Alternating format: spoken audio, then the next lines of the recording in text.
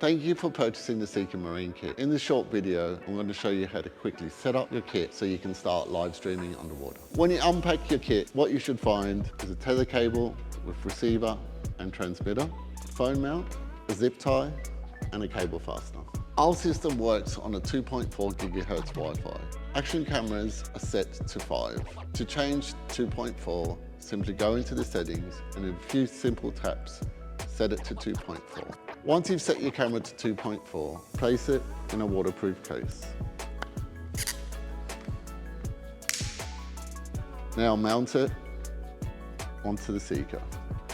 The receiver should sit tight against the case.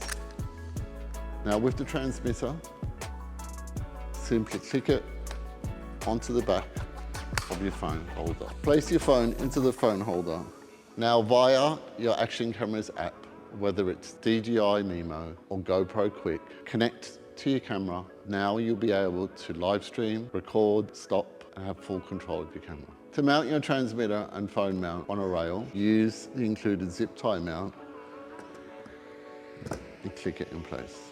To set the cable at the desired depth, use our cable fastener to wrap around a rail and simply weave the tether cable through the fastener.